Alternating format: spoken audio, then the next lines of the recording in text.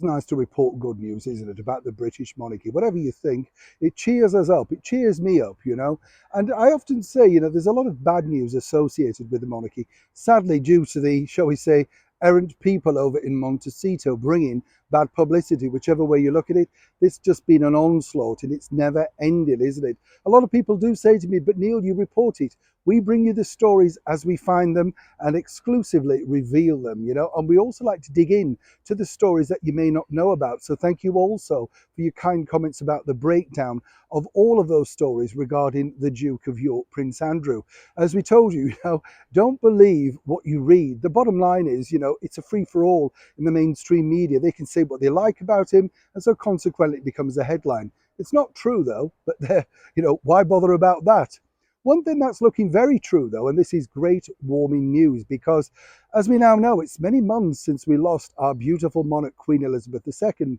And if, like me, you genuinely do miss her, simply because living over here in the United Kingdom, and particularly in London, you see her image literally everywhere. It's like she's never gone, which is a wonderful thing. When you look around, her pictures there everywhere. As I said to you before, it's going to be very hard for King Charles to put his stamp on that. I think he's going to have an element of King Edward about him, who sadly didn't have that long on the throne himself, because Queen Victoria was such a momentous queen, and she literally put her stamp on the world herself for 60 years that, it's very difficult in a shorter period, isn't it, for the next monarch.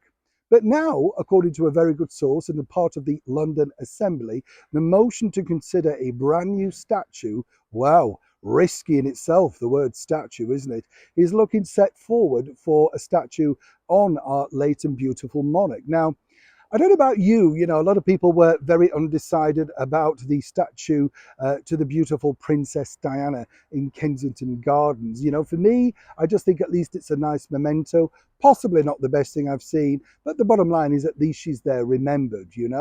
Now, for Her Majesty the Queen, it's going to be really tricky, isn't it? Because she really is an icon of our times. I mean, truly, 70 years on the throne. Where would you place this statue as well? Because again, the anti-monarchists rising, as we've seen and mentioned over the last few days, all thanks once again to the negative backlash brought on by Prince Harry and Meghan Markle, will have to make it rather difficult. Will it be in grounds within a royal palace?